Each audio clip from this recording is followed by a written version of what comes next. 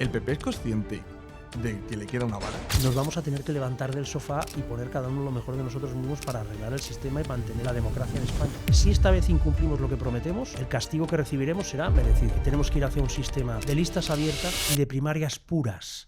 Puras de verdad. O pacto con Vox, porque no queda otra. O intento que le corten la cabeza a Pedro Sánchez figuradamente. Dice que los jueces son corruptos, que no son legítimos, dice que la Constitución ya no sirve. Y hoy el PSOE se parece mucho más al proyecto de Largo Caballero que al proyecto de algunos años de Felipe. Podríamos grabar un reportaje en la estación de Sánchez. Es tremendo lo que está ocurriendo allí. Que si alguien cree que lo que voy a decir ahora es ser catastrofista, entonces es que no conoce a Pedro Sánchez.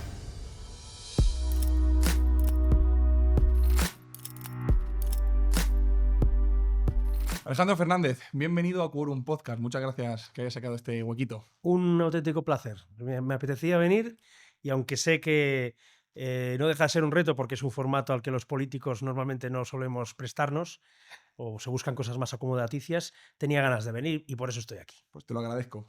Fíjate, cuando estaba pensando cómo empezar este podcast, me vino a la cabeza esa famosa pregunta que le hizo Carlos Alsina al presidente del gobierno en su programa, en la que le decía: presidente, ¿por qué nos ha mentido tanto? Salvando las distancias gigantescas que hay entre Carlos y yo, y por supuesto entre Pedro Sánchez y tú. ¿Te puedo tutear, por cierto? Pues ojos, no faltaría. Bien, por supuesto. Siempre me gusta preguntarlo. El Partido Popular nos ha mentido mucho, muchísimo.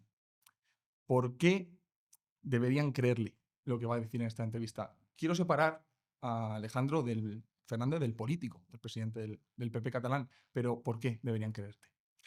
Vamos a ver, yo creo que hay algunas decisiones que se toman en la etapa de Mariano Rajoy, porque sobre todo es una de las etapas esenciales en las que se ponen encima de la mesa 3 o 4 cosas que se incumplen. Que además no tenías necesidad de prometerlas, porque al final en una campaña electoral tú puedes decidir las cosas a las que te comprometes y a las que no. Yo estoy completamente convencido de que en su momento, cuando se dice en aquella campaña electoral que vamos a derogar la ley de memoria histórica, la intención era hacerlo. Estoy absolutamente convencido de que cuando se promete en aquel momento que se va a modificar algunos aspectos de la ley del aborto, que la voluntad era hacerlo. Habíamos liderado manifestaciones en ese sentido durante todo el año 2008. Y estoy absolutamente convencido de que algunas cuestiones con relación al nacionalismo, el cumplimiento de las sentencias lingüísticas, etcétera, etcétera, que no se cumplieron, y bien que lo padecimos allí, la voluntad era hacerlo. ¿Por qué no lo hicieron? Yo, en primer lugar, te agradezco que digas lo de separar el político, el PP, pero claro, yo, aunque algunos me tachen de verso libre, soy un orgulloso militante del Partido Popular. Creo que lo perfecto a veces es enemigo de lo bueno. Y creo también que, en general, la hoja de servicios de mi partido a la democracia española es infinitamente mejor que la del resto de partidos. Pero efectivamente hemos cometido errores severos.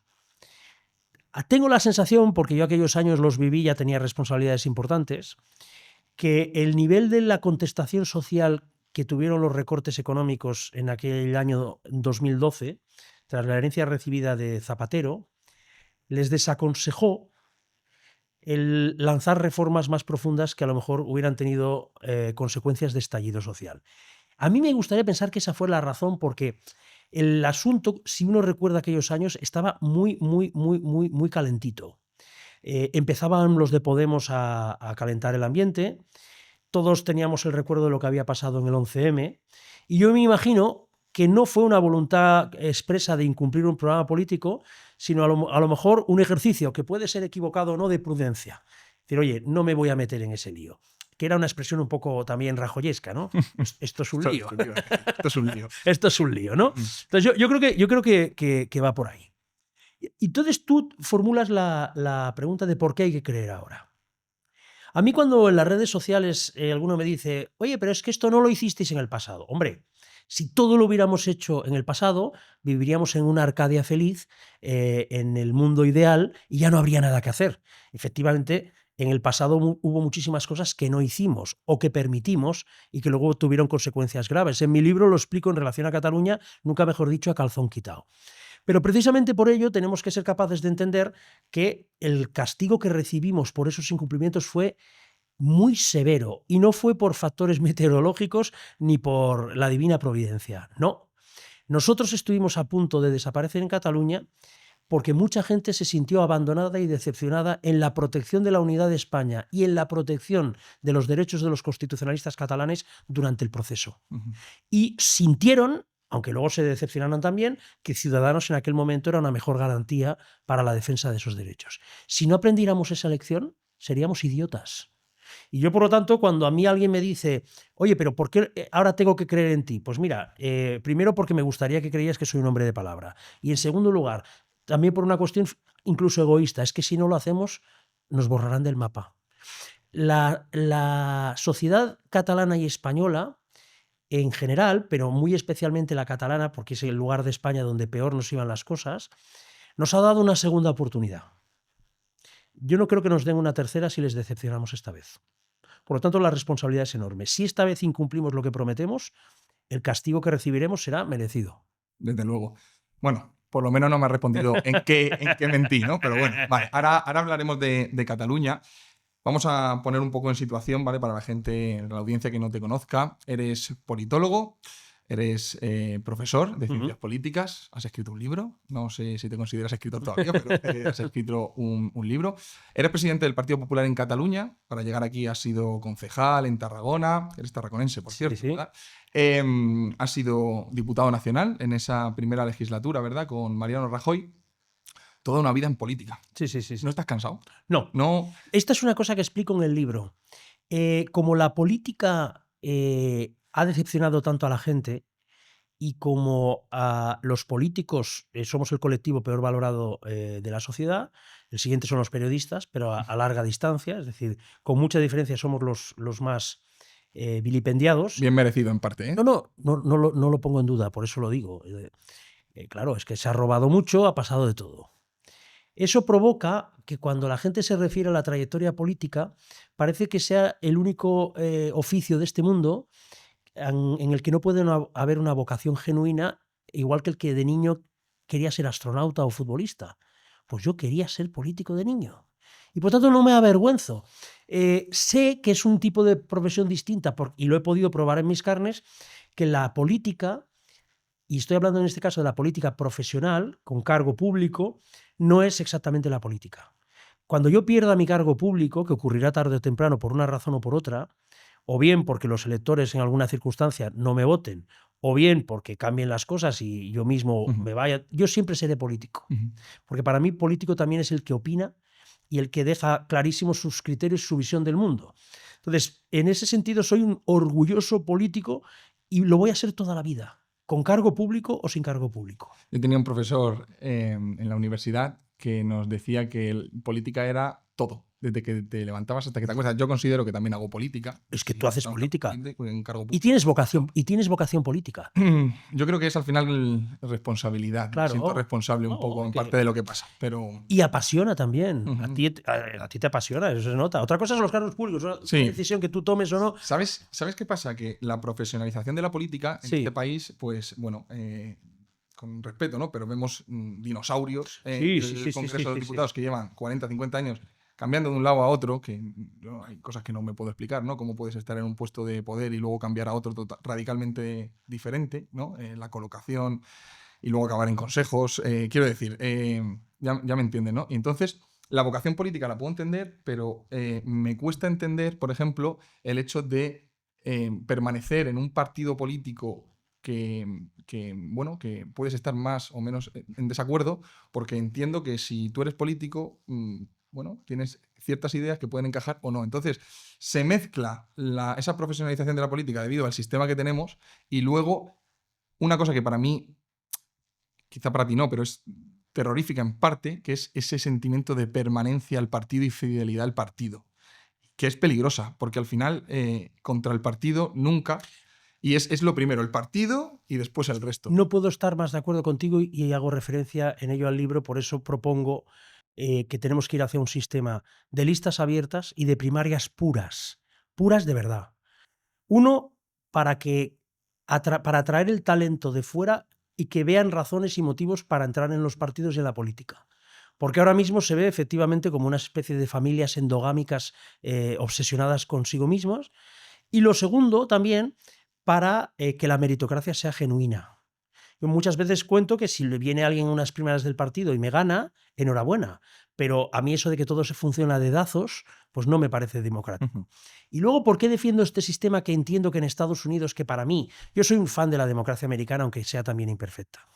En la democracia americana, al ser listas abiertas y circunscripción uninominal, el candidato, aunque represente las siglas de un partido, porque los principios genéricos le identifican, y el elector así también sabe de qué va la película, al ganar él, el político, la plaza en las elecciones, no debe disciplina de voto en ningún caso.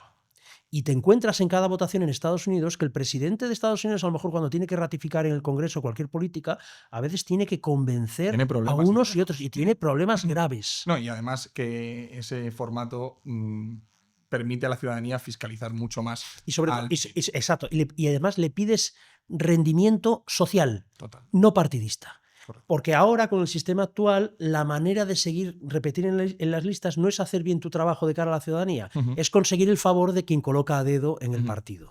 Y eso, alguno dirá, oye, pero tú te has beneficiado de un sistema de esa naturaleza. Hombre, decir que me he beneficiado tiene sus matices, porque todo el mundo sabe que me han intentado fastidiar alguna vez. Pero dicho esto, que yo haya hecho política en el sistema no significa que yo no pueda decir que a mí me gusta más el otro. Y que me gusta muchísimo más. Y que a mí me gustaría mucho más ganarme el cargo con la ciudadanía que en el aparato del partido. Hablando de tu libro, me lo he leído con mucha atención y me ha sorprendido algunas cosas de las que dices, pues porque no me esperaba que un político en activo dijera cosas que se dicen aquí.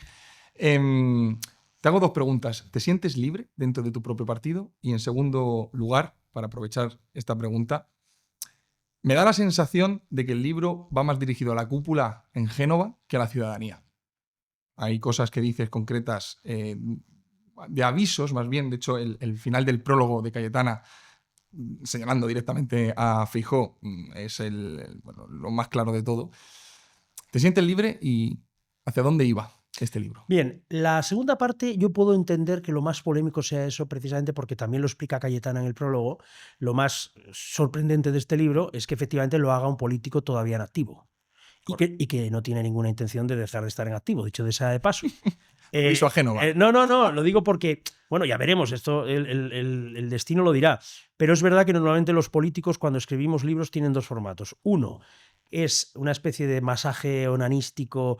Normalmente son así. Que además no lo suele escribir el político en cuestión, sino que se lo escriben para una campaña, para intentar dar a entender que es un personaje idílico, con una familia perfecta, que solo tiene virtudes, que no ha cometido ningún error y encima todo. Eso es uno. Y luego hay otro del político retirado que ajusta cuentas. Entonces, como efectivamente la clase política pues, no atraviesa sus mejores tiempos, antes había políticos que escribían grandes tratados de ciencia política como Fraga y tal, pero esos perfiles no existen. Ahora, un libro que afronte pues sí, de manera bastante descarnada las carencias o los errores que a mi juicio se han cometido en la política, pero ahí es donde discrepo de lo que comentas, aunque pueda entender la sensación que tienes, porque uno no siempre traslada exactamente lo que desea. Al final no es una advertencia a la Génova actual, porque me refiero a una historia de 40 años que no ha funcionado bien. La política del partido en relación a Cataluña, ya estuviera Alejo Vidal Quadras al frente o Josep Piqué al frente, que eran hombres brillantes, no salió bien. Entonces hay que preguntarse por qué. Y eso es lo que yo hago en el libro. Y yo acabo con la conclusión de que un partido absolutamente tutelado, donde se destituye y pone a la gente por capricho, nunca va a poder ser percibido por la sociedad catalana como un partido ganador y confiable.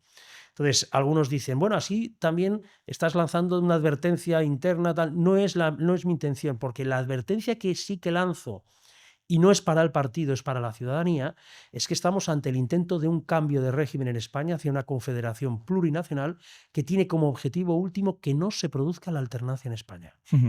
Y eso es lo más grave de todo lo que está pasando, mucho más grave que las 15 páginas de 200 y pico que dedico a las cosas de mi partido. Yo creo realmente que el sistema que nace de la transición, por el cual la alternancia política entre la izquierda y la derecha funcionaba razonablemente como en el resto de Europa, que era un sistema en el que todavía se podían realizar pactos de Estado con una cierta lealtad, ha reventado irreversiblemente. Y que la derecha española tiene que tomar nota de que no podemos esperar que venga un PSOE bueno porque ya no existe ni va a existir. No podemos creer que hay un Junts bueno porque ni existe ni va a existir. No creemos que pueda haber un PNV bueno porque ni ha existido ni va a existir. Y que por lo tanto no tenemos socios en los partidos. Nuestros socios son los españoles y a ellos nos tenemos que dirigir. Ahora te preguntaré por tema de socios, pactos y demás. Vamos a hablar un poquito de Cataluña. Sí. Este noviembre empieza el juicio contra uno de los principales ideólogos de lo que está ocurriendo ahora, contra Jordi Pujol. ¿Qué esperas de lo que suceda ahí y qué opinión te parece el personaje? Pujol es un personaje absolutamente fascinante, desde el punto de vista histórico y desde el punto de vista incluso politológico. Vamos a hacer un poco de retrospectiva sobre el personaje. La primera cuestión es que es un hombre que triunfa en política de manera notable, asumiendo que hasta yo soy Alain Delon a su lado. O sea, no era un hombre especialmente agraciado, no era un Kennedy para presentarse tal. Todo lo contrario. Y a pesar de esa pintoresca imagen, se convierte en un ídolo en la sociedad catalana. Desde ese punto de vista, aunque sea al servicio de unas ideas perversas, estamos ante un animal político de primera clase. De los pocos que ha habido en España después de la transición, que pueden ser Aznar, Felipe González, Adolfo Suárez y poquita cosa más. Bueno, le llegaron a nombrar el español del año. Pero bueno, eso ya son más son cosas las componendas y los complejos que hay aquí. La verdadera ideología de Jordi Pujol está incluida en sus escritos juveniles, que son profundamente xenófobos y supremacistas con respecto a Cataluña y en relación al resto de pueblos de España. Eso es lo que él pensaba. Hay que tener en cuenta que se educó en un colegio alemán en una época en la que la ideología del romanticismo alemán imperante, estamos hablando de los años 30, ya sabemos todos qué tipo de ideología era.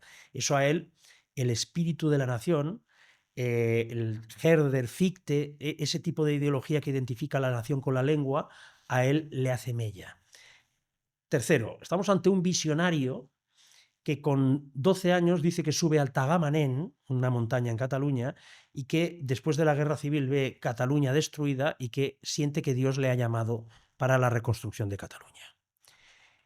Monta un partido político, dicho sea de paso, con operaciones económicas de su padre que él hereda al Banca Catalana, todo bastante sinestrillo, pero bueno. Monta un partido político que contra pronóstico gana las elecciones autonómicas del 80 cuando el PSC era hegemónico en las municipales y en las generales de manera rotunda. Y se lanza a una operación que es de construcción nacional disimulada.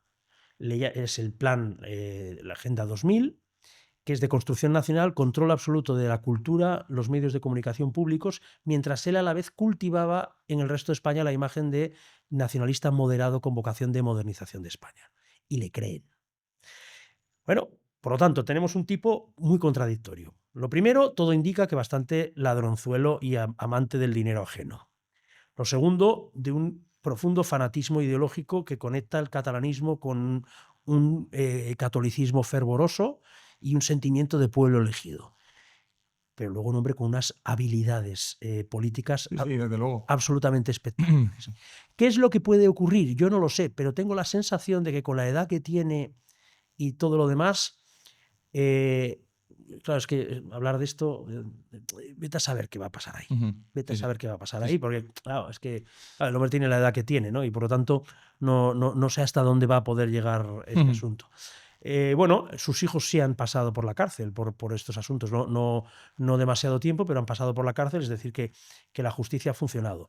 Pero es verdad que a él los poderes económicos en España, con la convicción de que él iba a controlar todo le dan carta blanca para hacer lo que le dé la gana. Y eso es así, y hay que reconocerlo. Fíjate, escuchándote, una de las cosas que siempre me he preguntado sobre cosas que han pasado en Cataluña durante estos últimos años es cómo no se ha transmitido al resto de la ciudadanía. En el libro dices una cosa muy interesante, y es que en Madrid, y hablamos de Madrid, del Congreso, pero en general, no se conoce al independentista catalán. La gente no tiene ni idea de lo que está ocurriendo. Y claro, yo lo que pienso es que eso es culpa vuestra. Es que eso deberíais haberlo trabajado bien para que el extremeño, el andaluz y, por supuesto, el diputado número 35 del PP, que viene de Cáceres, entienda la realidad de lo que hay ahí. Porque da la sensación de que, oye, si lo sabíais, porque entiendo que no eres el único que lo sabes, ¿por qué no se ha transmitido? ¿Por qué no se ha contado? Pues porque cada vez que se ha transmitido eso, ha habido una clara vocación de pasar esa página. El primero que lo denuncia, no es el primero, pero el primer político que lo denuncia a tumba abierta es Alejo Vidal Cuadras.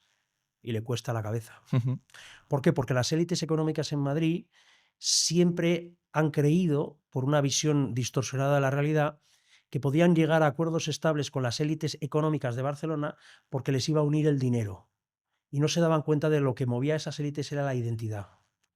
Y entonces, en lugar de poner todos los recursos y todo el ánimo en construir una alternativa al nacionalismo en Cataluña, se ha preferido pastelear con ellos.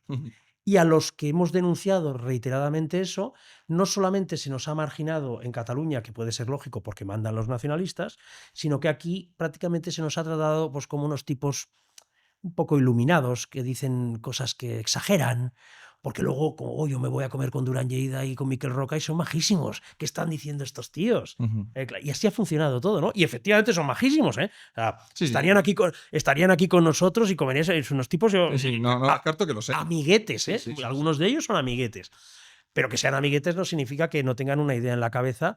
Entonces, la suma de todo eso luego acaba provocando un sistema de incentivos muy perverso.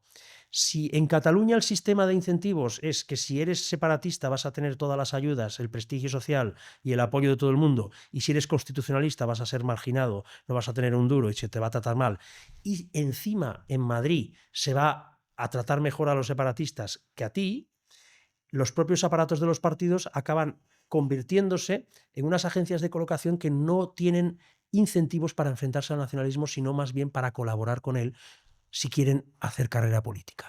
Y la prueba es que las carreras políticas más largas en el constitucionalismo han sido de gente que nunca se ha destacado precisamente por criticar al nacionalismo, sino más bien por cooperar con ellos. Vamos a entrar en otro tema. Mira, desde mi punto de vista, desde el golpe de Estado que se dio en Cataluña en el año 2017, creo que el independentismo ha hecho un ejercicio interno de entender por qué falló. Y ha intentado poner solución desde el punto de vista político y punto de vista económico. Desde el punto de vista político han ejecutado unos pasos que cuentas bien aquí y que estoy totalmente de acuerdo. Indultos, modificación del delito de malversación, eliminación de sedición, control del Tribunal Constitucional, expulsión de la Guardia Civil, de la Guardia Civil y la policía, amnistía, y la amnistía que está ahí a punto de caer. Y la Confederación Plurinacional como culminación a ese proyecto. Y por la parte económica también, ¿no? Por un lado, bueno, ya estamos viendo cómo están a punto, si no de facto, tener una hacienda propia en Cataluña que recauden los impuestos y los puedan gestionar, incluso ahora alargando el muerto de la deuda con la famosa condonación y demás, ¿no? Me da la sensación que si Pedro Sánchez se fuera o ellos vieran el olor a cadáver, el golpe, o sea, no hay sentido para no volver a dar ese golpe, porque todo lo que le ha frenado, salvo el rey, y hasta donde pueda llegar, lo han ido eliminando progresivamente. Y claro, yo lo pienso y digo, joder, si entra una mayoría, sobre todo en la que, bueno, mayoría amplia, ¿no? Con un Vox fuerte y con vosotros de pacto, va a ser muy difícil que ellos vuelvan a conseguir nada. Espero. ¿Por qué no darlo? ¿Crees que va a suceder? ¿Crees que se va a dar otro golpe? Vamos a ver. Conviene recordar que Companys le declaró la independencia a una república cuando años atrás estaban convencidos de que la república iba a ser la solución para que nadie declarara nunca la independencia. Ellos efectivamente han tomado nota de los errores que cometieron por arrogancia y que les llevaron a la cárcel. Una fue confundir a los partidos con el Estado. Ellos sabían que en aquel momento el Partido Popular estaba en crisis. Estábamos gobernando con enormes dificultades para mantener la prima de riesgo controlada, con la aparición de casos de corrupción severos que minaban la legitimidad, con una irrupción de Podemos y Ciudadanos que dejaban al PSOE y al PP en la espina dorsal. Y entonces ellos ven, este es un momento porque delante tenemos a unos tíos que están muy mal. Y sí, efectivamente los partidos estaban mal, el gobierno estaba en una situación de fragilidad, pero las grandes instituciones del Estado, que fueron esencialmente 3, que son fuerzas y cuerpos de seguridad del Estado, Poder Judicial y Corona, actuaron. Y actuaron con firmeza. A algunos nos hubiera gustado que en algunos casos incluso más, pero en cualquier caso pararon el golpe. Y aunque les hayan indultado, etcétera, etcétera, o amnistiado, lo cierto es que aquellos que cometieron gravísimos delitos fueron condenados a la cárcel por haberlos cometido. El Estado de Derecho funcionó. Entonces ellos hacen esa autocrítica y dicen, oye, esto no vamos a volver a caer en ese error. Lo que tenemos que hacer es desmontar y expulsar de Cataluña esas instituciones que nos frenaron para que la próxima vez que lo probemos ya no haya nadie delante. Lo que tú dices es rigurosamente cierto. Si completan la operación, que están en ello, en la que es expulsada la policía y la Guardia Civil de Cataluña, no hay un poder judicial potente que pueda frenarle los pies porque ya se han hecho con él, etcétera, lo único que queda, que es lo que suele acabar ocurriendo, bueno, es cuando estas cosas ocurren, empiezan las guerras, porque como ya no hay instrumentos de control previo, o se cede la ruptura de la nación o hay una guerra. O hay una guerra. Claro, yo por eso muchas veces digo que la debilidad del Estado con respecto al separatismo no solamente no apacigua, sino que es la garantía de que en el futuro vengan cosas muchísimo más graves y muchísimo más violentas. Porque es que para que no ocurra eso, para eso están las instituciones sólidas, para eso están las fuerzas y cuerpos de seguridad del Estado, para eso está la justicia y para eso deberían estar los gobiernos, para frenar este tipo de cosas, ¿no? Por eso yo propongo una reforma de calado constitucional, porque hoy las instituciones españolas están desprotegidas frente a ese eventual golpe. Y además de volver a recuperar la presencia del Estado en Cataluña y revertir todas estas decisiones que se han tomado, es decir, ni agencia tributaria propia, devolver la presencia de las fuerzas y cuerpos de seguridad del Estado, recuperar competencias donde sea necesario, etcétera, etcétera, tiene que haber una reforma constitucional que deje muy claro que esos delitos son gravísimos y que no puede ser que luego se los pasen por el forro de los respetos. Claro, tú me preguntarás, ¿hay ahora mismo una mayoría para una reforma constitucional de esa naturaleza? Hoy no, pero debería haberla en el futuro. Y aunque lo hubiera, a ver quién nos pone de acuerdo. Sí, pero bueno. Es que la amnistía lo cambia todo. Porque la amnistía es no es el perdón, es el reconocimiento de que es el Estado el que le pide perdón. Claro, y yo es que lo veo muy claro. Y además, viendo el cóctel que se está haciendo a nivel nacional con Pedro Sánchez, en los que yo estoy convencido que en los próximos 2 años la tensión social, la crispación va en aumento. O sea, lo que ha pasado ahora con el tema de la Vuelta a España y demás, yo lo dije el otro día en un vídeo, es un mensaje a la ciudadanía. Esto no va de Palestina ni de Gaza. Para mí era un mensaje claro de soy capaz de alentar las protestas violentas y defenderlas. Es el proceso español. Fíjate que él ya se comporta como un Quim Torra cualquiera. Total. Dice que los jueces son corruptos, que no son legítimos, dice que la Constitución ya no sirve, dice, ojo, pues esto es muy fuerte, que aquí viene... lo que hizo el otro día es un Quim Torra de apreteu. Es incitar a la ciudadanía, en lugar de decirle a la ciudadanía que cumpla las normas de civismo y cumpla la ley, les invita a incumplir la ley y les asegura que les va a proteger en el incumplimiento de la ley.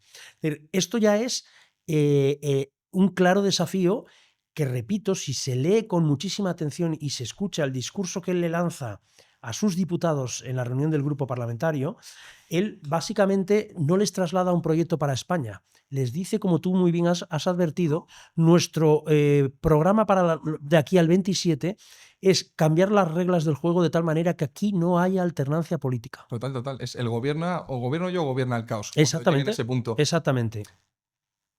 ¿El PP es consciente de que le queda una bala? Y a donde voy con esto es... aquí no va a ser suficiente pintar la pared. Es decir, aquí hay que tirar el muro y construirlo de nuevo. Y entiéndeme la analogía con el muro, ¿no? No va a haber muchas más oportunidades, creo, a mi punto de vista, a vuestro partido. Y se está viendo en Europa lo que está ocurriendo con otros partidos, como puede ser en este caso Vox. No van a aceptar a la ciudadanía más tibiezas. Eso es consciente el Partido Popular y lo estamos viendo en las encuestas. Sí. Mira, yo creo que el otro día lo explicaba en un acto en Gerona. Las dos almas de las que se habla reiteradamente en el partido, yo no las ubico en el tópico periodístico de moderados versus radicales y este tipo de cosas, ¿no? de tal suerte que pues, se supone que Ayuso, Cayetana y servidor seríamos los radicales y los otros serían los moderados. Bueno, esos argumentos de Barrio Sésamo infantiles para consumo de adolescentes. Pero yo lo que sí que creo que hay es una... Perdón un segundo, eso es asumir lo que dice la Ah, prensa. no, evidentemente. Y es que, lo que dice el rival. Mira, una de las razones de este podcast es de verdad para que cada vez haya otras ideas que no se comenten lo que dice la portada del País. Efectivamente. Es asumir una tontería. O sea, llamarte radical por no tiene ni... Por defender la democracia. Ojo, y el Estado de Derecho... Por decir que las cosas están mal. Claro. Punto. Es alucinante. Pero lo que yo sí que veo es una diferencia entre nostálgicos y realistas. Los nostálgicos son los que siguen creyendo que esto lo vamos a poder arreglar con pactos de Estado con el PSOE, con pactos puntuales con los nacionalistas y a la vieja usanza. Es un autoengaño. ¿Por qué? Porque lo otro da vértigo. Pero si el Partido Popular es un partido, aunque digan herencia, al final es un partido nuevo, es un partido nacido con la democracia. Es un partido que se refunda en el año 89 después de que ese espacio ideológico lo hubiera capitalizado la UCD. Y es un partido, por lo tanto, nacido con la Constitución para su desarrollo y para un sistema político muy concreto, de alternancia civilizada, como decía hace un momento, y de cooperación entre Partido Socialista y Partido Popular en los pactos de Estado y Partido Popular o PSOE con los nacionalistas. Claro, ese sistema hace ya muchos años que lo reventó el PSOE conscientemente. Y en cambio a nosotros es que es verdad que nos está costando aceptar esa idea. Y entonces muchos sueñan todavía con que aún podemos encontrar un PSOE bueno después de Sánchez. Y que aún podemos encontrar que si cae Puigdemont, Junts se convertirán de golpe y porrazo en la convergencia de los años 80. No va a ocurrir. Y claro, ¿eso qué significa? Que la manera en la que has trabajado la política cómodamente, con buenos cargos, ganando elecciones, muchas comunidades autónomas, muchos ayuntamientos y durante 15 años el gobierno de España, ya no sirve. Que te tienes que reinventar. Que no tienes por qué imitar a Vox, porque Vox es otro partido político con otras ideas, pero sí que tienes que asumir que la manera en la que tú has funcionado en los últimos 30 años, que ha sido exitosa, pero hoy ya no sirve. Y eso cuesta mucho aceptarlo, porque es salir de tu zona de confort. El conservadurismo español yo digo que los conservadores españoles, en algunas cosas me incluyo, somos venerables y un poco comodones. La gente no quiere problemas. Y está convencida de, bueno, esto ya lo arreglarán los jueces. No, hoy ya no solo lo arreglan los jueces, porque les está atacando el Partido Socialista. Nos vamos a tener que levantar del sofá y poner cada uno lo mejor de nosotros mismos para arreglar el sistema y mantener la democracia en España. Ya no va a servir con esperar leyendo el Marca o el no sé qué en no sé dónde.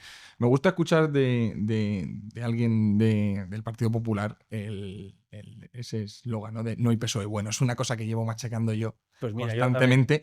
Pero hay gente que lo asume. Mira, yo te voy a contar una anécdota que no tiene nada que ver contigo, ¿no? Pero me acuerdo cuando hace unos meses Feijóo fue al congreso de UGT. Y yo me acuerdo a Pepe Álvarez que decía: eres el primer político presidente del PP que ha venido a un congreso como este. Y claro, yo pensé, por algo será. Por algo será que no ha sido, ¿no? Pasa también, bueno, con otra figura, ¿no? Parece ser que, oye, quieren intentar, o sea, la estrategia que se está llevando es intentar recuperar a ese PSOE o votante PSOE moderado, cuando a estas alturas yo no sé si existe. Digo, en los votantes, ¿no? En cuanto al partido político, no existe un PSOE bueno, no existe. No. Además, si existió en algún momento de la historia, fue un artefacto puntual que rompió la tradición histórica del PSOE, recibe el apoyo de Olof Palme y de Willy Brandt para que España no acabara en el eje de Varsovia. Felipe González renuncia al marxismo explícitamente, renuncia a su posicionamiento previo anti-OTAN y asume la entrada de la Comunidad Económica Europea que había pactado la OCDE. Podemos decir que ese comportamiento de Felipe González durante esos años sería casi un comportamiento centrista. Pero eso no es el PSOE, como se suele decir. Esa es la excepción. Esa es la excepción. La excepción. El PSOE es Largo Caballero. Y hoy el PSOE se parece mucho más al proyecto de Largo Caballero que al proyecto de algunos años de Felipe. Tampoco idolatro el felipismo porque tuvo auténticas barbaridades. ¿Qué es el Partido Socialista? Que repito, nosotros no somos como algunos de ellos, yo no cosifico a los seres humanos. Yo tengo amigos socialistas, son buena gente. O sea, yo no puedo, si pido que los otros no sean sectarios, yo que seas socialista ideológicamente o que seas nacionalista, mientras respetes la democracia y las reglas de juego, yo no tengo ningún problema. ¿Existen socialistas buenos personas? Sí. ¿Existe un PSOE bueno? No. La organización es una organización orientada a una España plurinacional, a una España republicana y a una España socialista, donde el control de los medios de producción, de los medios de comunicación y de las grandes empresas estratégicas esté en manos del aparato del partido. Ese es el proyecto de hoy. Desde luego. Todo plurinacional, republicano, y que el aparato del PSOE lo controle absolutamente todo. Pero con perdón, ¿qué coño vas a pactar tú con eso? ¿Cómo voy a pactar yo con republicanos, comunistas? Yo puedo irme a tomarme unas cañas con ellos y hacer amigos con ellos, pero no a pactar la Ser España. cordial, está claro. Exacto. Pero yo sigo manteniéndome en mis 13. A mí, una de las preguntas que más me hace mi comunidad es ¿qué creo que va a pasar en las elecciones? Y yo a día de hoy, escuchándote, dices, oye, pues no, pero lo sigo pensando. Perdona que te lo diga. Pero yo creo que en la cabeza de Feijóo está un escenario en el que el Partido Popular obviamente no tiene mayoría absoluta y tengo serias dudas de si existen los dos caminos de, oye, o pacto con Vox de qué manera, porque no queda otra, o sea, no hay otra manera de gobernar, o intento que le corten la cabeza a Pedro Sánchez figuradamente y pacto con un PSOE presidido por Paje o algo del estilo. Y me da terror, sinceramente, porque sería volver a caer en el mismo error. Y es lo que digo, no hay más balas para el Partido Popular. Mira, hay una cuestión, hay dos escenarios que pueden ocurrir. Vamos a ver. Yo soy, repito, orgulloso miembro del Partido Popular. Y sé que cuando digo algunas cosas, como normalmente la disciplina de partido te lleva a decir lo que el argumentario matutino te indica, parece que esté invocando al diablo por decir que esto va a salir bien seguro, como si fuese un ejercicio de autoayuda, ¿no? Vamos a ganar, vamos a ganar.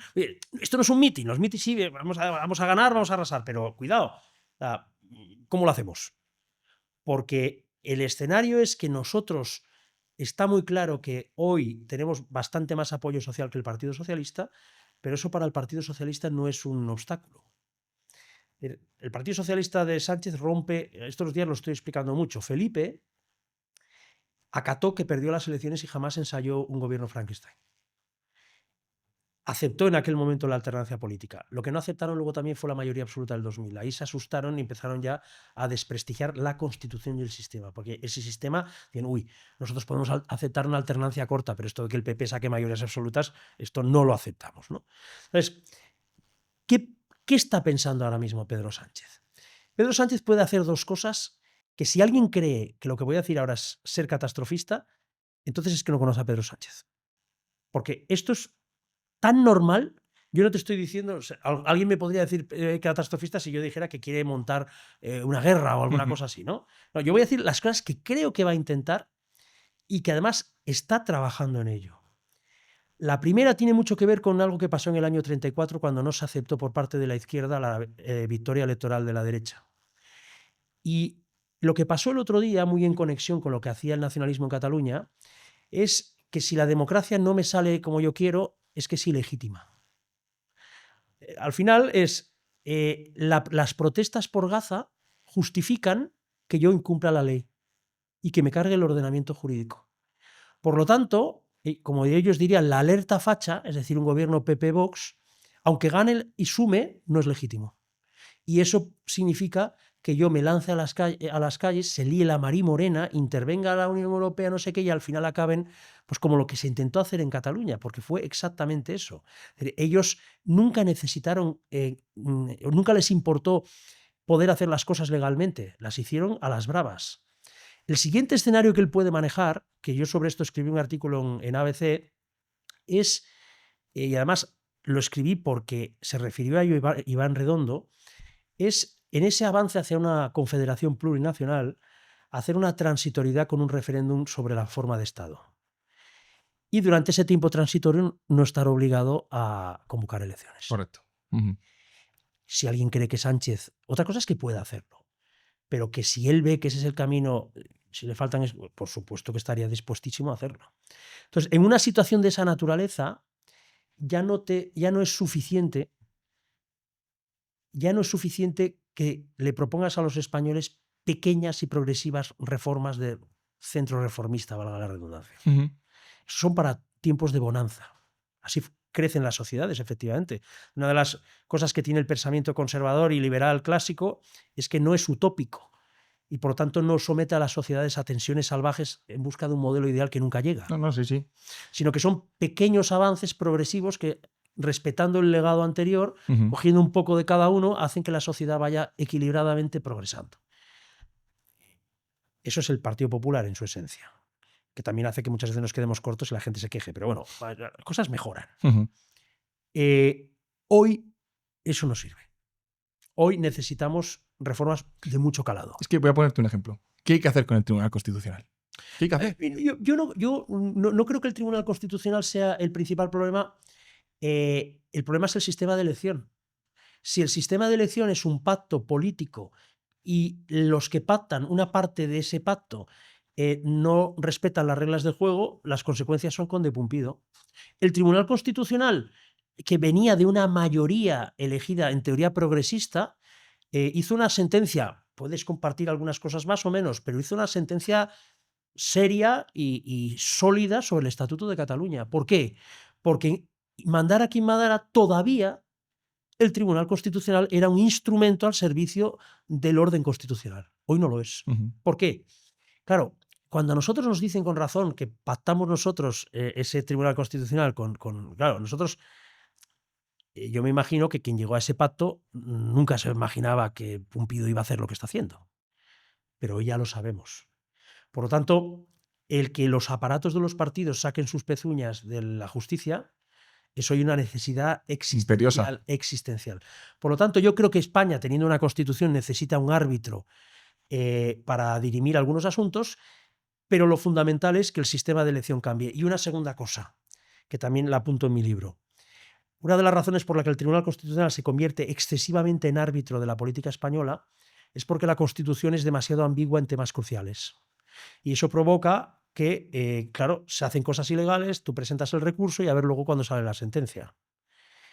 Si tú delimitas el marco competencial perfectamente, si retiras la ambigüedad donde en aquel momento se podía entender porque estábamos en la transición, evitas al Tribunal Constitucional muchísimo trabajo porque está muy claro lo que es del gobierno autonómico, lo que es del gobierno del Estado y se acaban los conflictos. Es decir, hay que reducir y hay que simplificar la Constitución española para que no estemos en manos del conde Pumpido. Volviendo a Cataluña. Mira, yo, mi contenido, bueno, como no dependo ni de los votos ni nada, ni de vivir de las redes, muchas veces, cuando lo considero, alecciono o intento leccionar a ciertas cosas de los ciudadanos, porque nosotros somos muy responsables de lo que está pasando. La política es el reflejo de la ciudadanía. Lo tengo clarísimo, ¿no? Yo me pregunto en Cataluña, y me lo he preguntado varias veces, ¿no? ¿Cómo es posible que Salvador Illa, una persona que fue ministro de Sanidad en la pandemia, colocado, porque el Ministerio de Sanidad en España, como, bueno, ha sido siempre un poco chiringuito en la parte de dirección. Un poco no, un chiringuito. Una persona que lo hizo tan mal, responsable directo de lo que ocurrió, mezclado con casos de corrupción, todo el caso del comité de expertos, y encima un tío insulso. ¿Cómo puede ganar las elecciones de esa manera? Y como te digo, Salvador Illa, ¿cómo puede ser que Cataluña haya tenido a Quim Torra de presidente? Es que, o sea, quiero decir, ahí se lo tiene que hacer mirar. Y de verdad, creo que ese ejercicio, pues hay que hablarlo, porque son ellos los que lo han puesto ahí. Que sí, que no habrán ganado de mayoría absoluta, pero ahí están y no pasa nada. Y son gente, bueno, que yo, es que de verdad no me lo explico. No me lo explico. Me pasa a nivel nacional, que también podemos trasladarlo a Pedro Sánchez. Pero, ¿cómo puede ser posible que llegue Salvador Illa, se vaya en mitad de la pandemia, crisis, lo coloquen a dedazo en el... Empiezo por Quim Torra y Quim Torra no fue el candidato de las elecciones en las que acabó de presidente. Ujú. Quiero recordar, mis compañeros me corregirán, ¿no? Creo que iba de 4 por la lista o algo así. O de 7, ni siquiera era el 2 o el 3. Lo que pasa es que la CUP, que en aquel momento tenía la llave, reconocían que buscaban al único que estuviera un poco más loco que ellos. Puigdemont.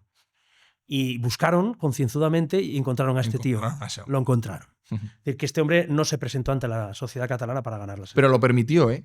sí, Permitió que por supuesto, estuviera. por supuesto. O sea, había un proceso en el que una parte de la sociedad catalana, como explico también aquí, incluso amigos míos, a los que aprecio muchísimo, pues realmente llegan convencidos de que cualquier catalán que se opusiera a la independencia éramos enemigos de su tierra, éramos lo más criminal del mundo. Por lo tanto, esto ocurre. Mira, de Salvador Illa yo voy a decir las cosas, como te puedes imaginar, yo lo he bautizado el yerno ideal, ni una mala palabra, ni una buena acción. Sí tiene algunas virtudes políticas para el tiempo que le ha tocado vivir. Y fíjate que lo voy a acotar y creo que al final, aunque comparto pues, la visión que tienes de él, seguro que parcialmente me das la razón. Salvador Illa supo detectar el estado de ánimo de casi toda la sociedad española en la pandemia. Del mismo modo que Isabel Díaz Ayuso supo detectar el estado de ánimo en pandemia de la sociedad madrileña. La sociedad madrileña quería salir y ella les permitió salir. Se enfrentó a Pedro Sánchez y la sociedad madrileña le dio una victoria a Isabel Díaz Ayuso salvaje porque estuvieron contentos, porque eso era lo que quería la sociedad madrileña. En cambio, el resto de la inmensa mayoría del resto de la sociedad española y sobre todo, curiosamente, la catalana, querían empatía, un poco de ñoñería, porque estaban profundamente asustados. Si te fijas las comparecencias públicas de Salvador Illa, aunque le pusieran a parir, él siempre se dedicaba a dar masajitos a todo el mundo. Curiosamente, después de los años del proceso, una mayoría bastante transversal, no necesariamente socialista, querían una cosa radicalmente distinta a Torra y a Puigdemont. Que fuera lo menos guerrillero posible, que pareciera pues, que no había roto un plato y que se le viera llegado el momento también servil a los intereses de los que habían mandado en Cataluña durante el proceso. Que en lugar de querer hacer justicia estuviera dispuesto a seguir pasteleando con ellos. Tío perfecto. Desde luego. Perfecto. Él ahora sí que es cierto que se están abriendo algunas brechas y está perdiendo cierto apoyo de votos. ¿Verdad que esto no es de un día para otro? El Partido Socialista hoy tiene 43, quiero recordar, o 44, y las encuestas saldrán 39, 38. Sigue destacada primera fuerza, pero no olvidemos que en tiempos de Maragall tenía 56 escaños en el Parlamento. Y por flirtear con el nacionalismo, tanto Maragall como Montilla acabaron en 16. Un resultado de IZ. Se habla mucho de nuestra leche en Cataluña, pero ojo la que se pegó el PSC. Yo auguro que no será inmediato, pero si el PSC, que está esencialmente nutrido de electores constitucionalistas, sigue flirteando con el separatismo, al final acabará pasando lo mismo. Pero filtreando, o sea, ¿qué diferencia hay? No. ¿Qué diferencia sustancial hay ahora? Si vienen de Bruselas a hacerse una foto No, con por supuesto, pero también te voy a decir una cosa. De cara al que no quiere sobresaltos ni mundo antisistema, que por ejemplo el rey pueda ir a Cataluña y tal, y que él vaya a ver al rey, pues ya muchos, después de todos estos años, yo me intento poner en la cabeza... Son gestos. Claro, son política de gestos. Son expertos en hacerla. Que él mantenga una política lingüística impuesta por Esquerra Republicana ferozmente anti-español, eso lo hace, pero a la vez, de vez en cuando, pues se deja y habla un rato en castellano. Después de tus famosas palabras que, bueno, recuerdo que se hicieron virales de que con Junts no hay que ir ni a cobrar una herencia. ¿Cómo te tomarías que tu partido a nivel nacional rompiera el gobierno actual mediante un pacto con Junts? Mira, vamos a ver, aquí hay dos cosas, porque esto incluso hasta los de Vox lo dicen. Si fuera para llegar a un acuerdo para hacer una moción de censura PP, Vox, Junts, para inmediatamente convocar elecciones, eso es una cosa. Yo siempre digo lo mismo. Si tú tienes que pactar con Junts la continuidad de las centrales nucleares en Cataluña y para que salga adelante algo tan relevante, pues lo tienes que pactar con Junts, pues no tienes que pactar con Junts. Yo eso, al contrario, no soy un visionario fanatizado, pero a veces hay cosas. Lo que evidentemente yo no podría entender es un pacto estable de gobierno o un pacto de investidura que incluyera cesiones y evidentemente si tú llegas a un pacto con ellos es porque cedes. ¿Y qué vas a ceder? Ellos ahora no te piden una carretera ni una obra ni de un centro cívico. No. Te están pidiendo un poder judicial propio, te están pidiendo una agencia tributaria propia, te están pidiendo selecciones deportivas catalanas para que se enfrenten a las selecciones deportivas españolas. Por lo tanto, ¿qué tengo yo que negociar con esta gente? No, si pidieran algo, no, pero es que no están pidiendo una carretera. Es que si pidieran la carretera, a lo mejor hasta yo me sumo, que soy catalán y voy por carreteras catalanas. No, ojalá pidieran eso. No, no están pidiendo eso. No van a pedir nada constitucional. Van a pedir seguir destruyendo España, la democracia española. Por lo tanto, yo, vamos, más allá de que se pudieran haber producido aquellas conversaciones, es que la realidad es tozuda. Igual que digo muchas veces no se puede hacer palanca con un churro, porque al final se rompe. Uno puede desear un Junts moderado y constitucional y pactista, pero no va a llegar. Con lo cual, el intentar seducirles solo te va a llevar a la melancolía y a una pérdida de tiempo considerable. Entonces, como hay que ser, precisamente hay que intentar ser prácticos, pues no pierdas el tiempo con alguien que te va a pedir cosas que no le vas a poder dar. Yo que lo pienso y no hay otra forma que acabar pactando con Vox si quieren llegar al gobierno. Es así, ¿no? Y siento como que no está esa voluntad. Yo entiendo el argumentario de vamos a intentar llegar solos, vamos a intentar gobernar en minoría, pero eso es algo que creo que sucederá y que el partido tiene asumido, además. Volviendo a Cataluña, ahora viendo, ya no te voy a robar mucho más tiempo, ¿eh? Tranquilo, estoy muy a gusto. ¿Estás a gusto? No te preocupes. Me alegro. Han salido hace poquito las encuestas de GAT3 y en la de Cataluña creo que ha sido Sigma 2, ¿no? Sí. Claro, Alianza Catalana, que ahora te preguntaré sobre tu opinión al respecto, ha irrumpido con fuerza. De nuevo, creo que daba 14 escaños. Las horquillas eran 11-14 Alianza, 12-13 Vox, 14-15 PP. El Partido Popular. O sea, estaríamos hablando de estar más o menos todo equilibrado. Sí. Alianza Catalana, entiendo que vosotros lo tendréis más estudiado, ¿no? Se nutre mucho de Junts, sí, ¿no? Y de hecho Junts ha pegado un bajón importante. ¿Qué crees que va a pasar con los pactos si hubiera unas elecciones ahora mismo en Cataluña? Vamos a ver.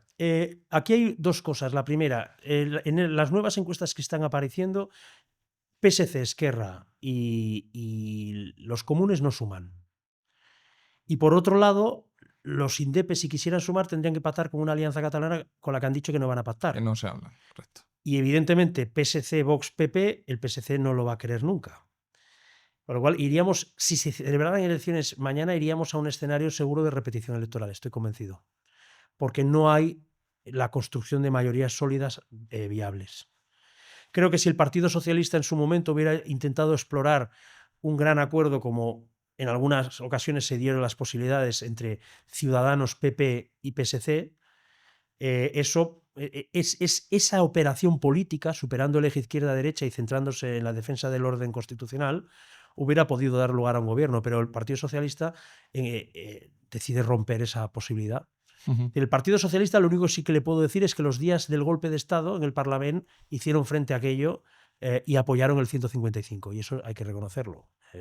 Verdad que lo diluyeron un poco, pero apoyaron el 155. Pero al día siguiente de apoyar el 155 ya estaban trabajando para la moción de censura con los afectados del 155. O sea, la traición es tremenda. Alianza Catalana representa hoy un nacionalismo que en Cataluña siempre había sido residual, que es el étnico.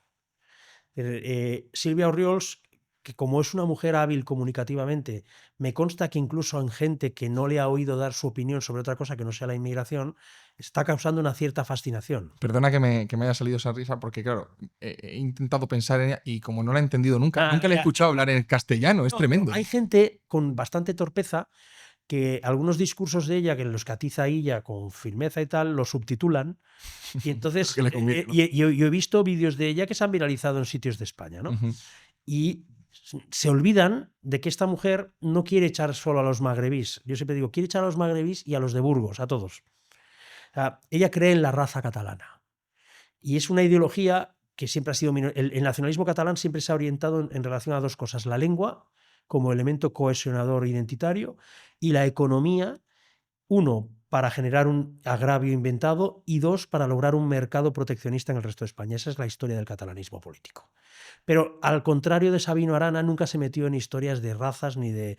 Solo algunos intelectuales, bueno, intelectuales sería demasiado decirlo, porque ya me dirás tú, pero bueno, algunos pensadores del nacionalismo de los años 20 y 30, el doctor Robert, etcétera, elaboraron alguna teoría sobre el cráneo catalán y esas gilipolleces, Sí, ¿no? sí, lo he visto, ¿no? Exacto. Los hermanos Rovira y este tipo de sonaos. Curiosamente, el Prusés hace aflorar una ideología friki en 3 personajes esenciales, que son Puigdemont, Torra sobre todo, y ahora Silvia Orriols. Silvia Orriols tiene una ventaja con respecto a los 2 anteriores, que viene pura, porque no participó en el Prusés, con lo cual tiene credibilidad indepe, para que se me entienda, y además viene con un discurso de inmigración que hoy es una preocupación en la ciudadanía en toda España y en toda Europa. Por lo tanto, va a seguir creciendo. Ahí es donde iba a ir. Parte de su electorado es normal que crezca, porque con los problemas que está habiendo de inseguridad, concretamente en Cataluña, orientados con un discurso populista, es un cóctel perfecto para que siga creciendo y, efectivamente, mi opinión, Sin lugar a dudas, va a seguir creciendo, ¿no? Te iba a preguntar justo por eso. Bueno, yo la última vez que fui a Barcelona, podríamos grabar un reportaje en la estación de Sants. Es tremendo lo que está ocurriendo allí. En Madrid también está pasando, ¿eh? Aquí no se libra nadie. menos, pero bastante menos. Bastante menos. No es lo mismo Atocha que en la estación de Sants. Es tremendo lo que está ocurriendo allí. En Cataluña ha sido el laboratorio español de las políticas fracasadas multiculturales de Francia, de Bélgica y de Holanda.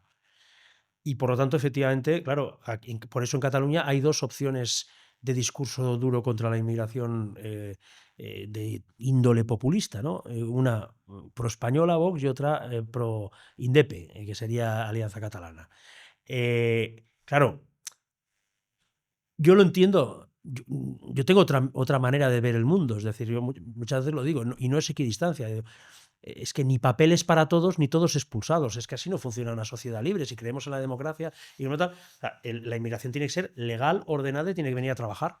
Y además no a trabajar en abstracto, no, a un puesto concreto y durante un tiempo concreto.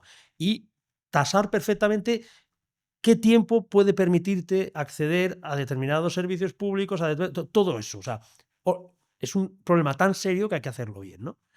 Yo creo que Alianza Catalana va a seguir subiendo por la mezcla de las 2 cosas, de la inmigración y de un discurso indepe absolutamente radical.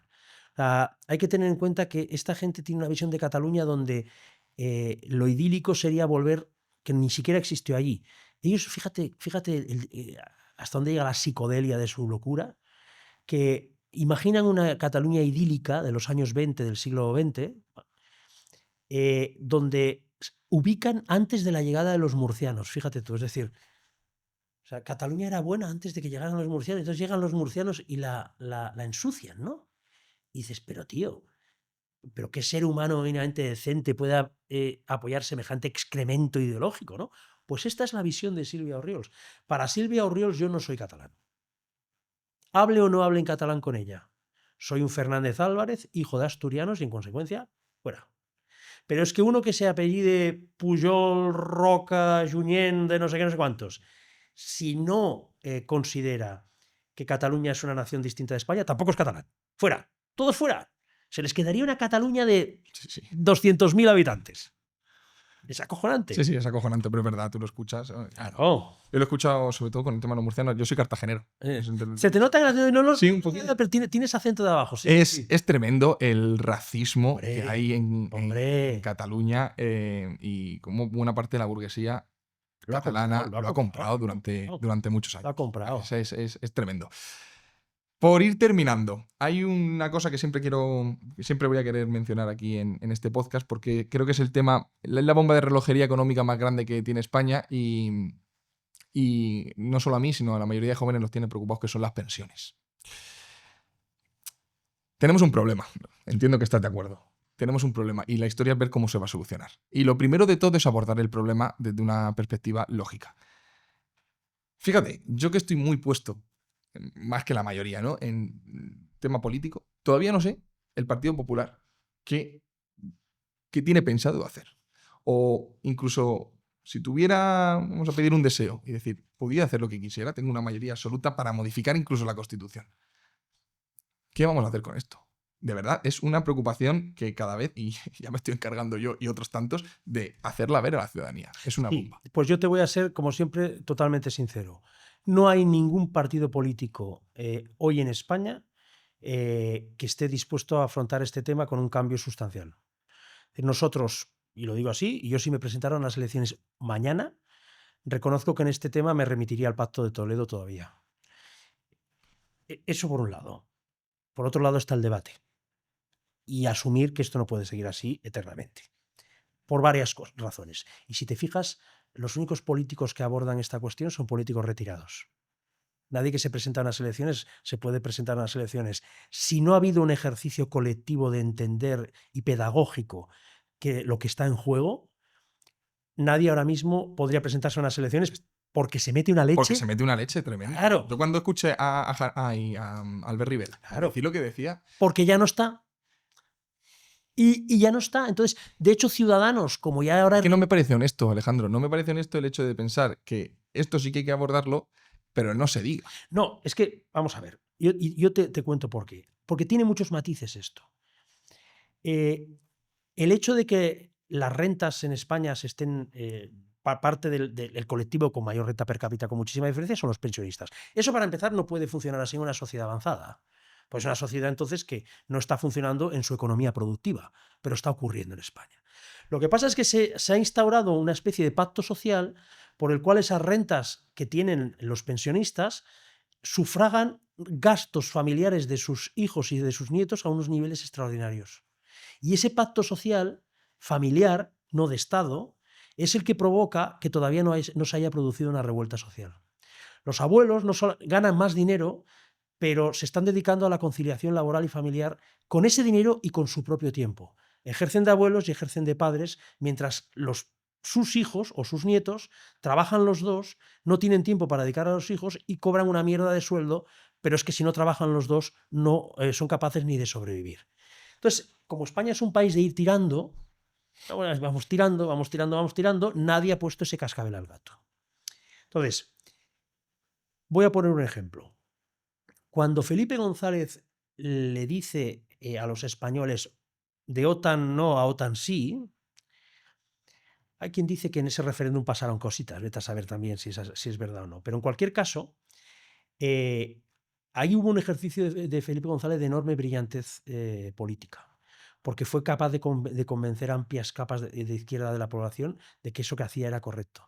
Y era contraintuitivo. Las siguientes elecciones sacó mayoría absoluta también, la mantuvo.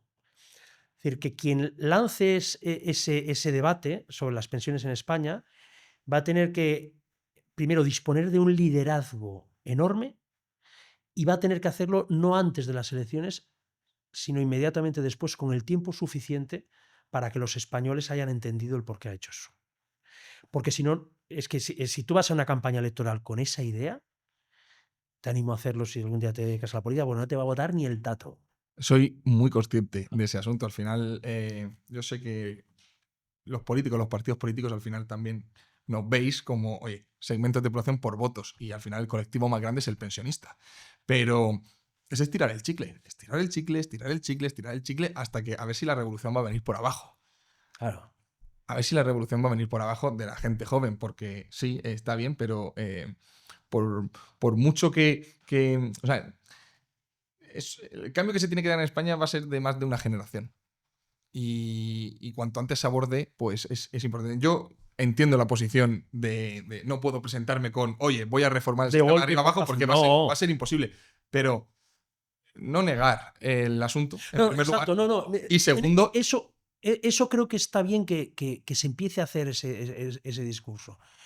Porque también te digo una cosa, los pensionistas lo acabarían entendiendo también, si se les explica bien. La gente, si creen que eso va a repercutir para que sus hijos y sus nietos vivan mejor, muchos lo van a entender perfectamente. O sea, la gente, cuando se producen grandes reformas que al principio exigen sacrificios, si se ve un horizonte de futuro después de llevarlas a cabo, la gente te las compra y te las acepta por duras que parezcan. Sí, y insisto, también por miedo. ¿A qué voy con miedo? Oye, nosotros hemos visto cómo se recortaban las pensiones en Grecia un 25% de la noche a la mañana. En España puede pasar. Claro. Y de verdad, yo, el segmento de la población más vulnerable, a mi juicio, ya no es la persona joven en edad de trabajar que sea consciente de este asunto porque tiene tiempo para ponerle remedio. Para mí son esas personas de 45, 50, 55 años que le queda toda la vida por delante y, sinceramente, sin ahorros y sin un plan más o menos de vida a largo plazo, insisto, cuando tú cobras la pensión es cuando más débil en tu vida eres. Claro. Cuanto menos oportunidades tienes, cuando no te puedes ir a trabajar. Y que además cobrarán algo, pero tienen que asumir que probablemente la mitad de lo que hoy cobrarían si estuvieran la edad de... ¿sabes? La gente de mi generación, tengo 49, tenemos que asumir que cuando tengamos 65 no vamos a tener las pensiones de las que están disfrutando nuestros padres. Eso es así, ¿eh? Eso es ¿Qué pasa? La gente se siente estafada. Claro. Y yo lo entiendo. Porque han estado cotizando, han dicho, pero oye, hay ciertas cosas que están muy demostradas, ¿no? De que hay muchos pensionistas que están cobrando más de lo que cotizaron, porque el sistema estaba pensado para otra estructura de país y para una esperanza de vida incluso más limitada, no como la de ahora. Y se siente estafado porque tampoco entiende muy bien el sistema. Yo he dicho varias veces que el sistema de pensiones se ha quebrado varias veces. ¿Por qué? Porque cada vez que se cambia una condición en el sistema de pensiones, a ti te están estafando. Sí, Es la sí. verdad, si el periodo en el que se hace el cómputo de las pensiones pasa de 8 como estaba al principio, 10, 15, 35, 37 y contándote X años, cada vez que pasa eso es un síntoma de que se está... O sea, se demuestra de que el sistema no funciona y que te han mentido. Y que te están avisando también de lo que ocurre, ¿eh? Con lo cual, ahí también... No, es un tema que habrá que abordar. Eso es absolutamente indiscutible. Vale. Alejandro, ya por terminar, ¿vale? Voy a hacerte lo que he denominado, ya iremos viendo cómo lo hacemos, pero se va a llamar el test de quórum, que son unas preguntas de respuesta muy cortita, ¿vale? Sí. Muy sencillitas, ya más tirando a lo personal, ¿vale? Alejandro, ¿una meta por cumplir? La fundamental, que mis hijas sean felices, es lo que me obsesiona. Tienen 20, 16 y 9 y por lo tanto tienen una edad en la que todavía están recorriendo lo duro y que sean felices y que les vaya bien la vida. Eso para mí es esencial. Muy bonito. ¿Un libro que todo el mundo debería leer? Pues mira, como lo he revisado este verano y estamos viendo cómo se descompone un sistema ante nuestros ojos, pues El mundo de ayer de Stefan Zweig. Mundo de ayer, gran libro. Sí. Muy gran libro. ¿A qué edad te compraste tu primera vivienda? 26. Eres propietario, entonces, ¿no? Soy propietario, además, en 2026, pero una hipoteca no, perdón, me la compré en 2002, con 26 años. Con 26. Exacto, 2002. En 2022 acabé la hipoteca, con lo cual en 2022 soy propietario de un piso. Muy bien. ¿Ahí en Tarragona? En Tarragona. Muy bien. Ese es mi formidable patrimonio. ¿Crees en Dios? Sí. Eres creyente. Dime un ejemplo de buen político y de mal político. De mal político, evidentemente, pues Sánchez. Ya sé que es muy tópico, pero es que no hay por dónde cogerlo. Y yo de buen político, Ronald Reagan. Ronald Reagan. Sí, he leído que eres un gran seguidor, ¿no? Y de Thatcher. Y de Thatcher. ¿Conoces el juego de Marry, Kill and Kiss? No. ¿No? Es un juego muy sencillito en el que se te proponen 3 opciones, 3 personas y tienes que elegir de manera figurada con quién te casas, con quién te das un besito y a quién matas, ¿vale? Sí. No te lo he puesto muy difícil, Vale. ¿vale? Pero bueno, porque aquí le está dando vuelta, digo, te podía haber puesto jodido. No, pero entonces me levanto. A ver qué te parece. Puigdemont, ¿Sí? Donald Trump y Javier Milei. Y Javier Milei. Milei. Ostras, ¿a quién mato, tío? Qué fuerte. ¿A quién mato? ¿A quién no pasaría ni un segundo? Sí, porque Entiéndelo de manera figurada. Claro, sí. No te voy a sacar un titular, Javier, Alejandro Fernández mataría a Puigdemont. Dejémoslo que lo mato discursivamente. Va, Correcto, venga. sí. A Puigdemont. A Puigdemont. Por supuesto.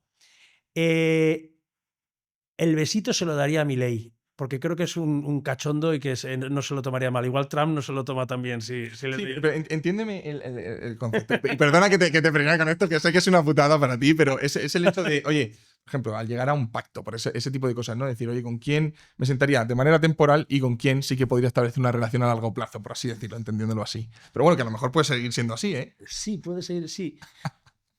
Vamos a ver, es que a mí lo que está haciendo Milei en economía me gusta.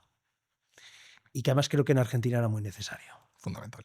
Y por lo tanto, Milei, en este caso, sería... A largo plazo, el Marri y... sí, y entonces lo cambiaría. Era con- Sí, contra. a corto plazo contra. Quiero que aquí tengo 2 papeles, ¿vale? Y me gustaría que hicieras 2 cosas. Sí, En primer lugar, hacerle una pregunta al siguiente invitado. muy bien. No sabes quién es. Sin saber Sin quién saber quién es, ¿vale? Lo conoces, sé que sabes quién es, pero no te lo puedo decir. Y en el otro papel me gustaría que pusieras una predicción para 2026. Vale. Y eso ya lo hablaremos en el siguiente y eso en el siguiente programa.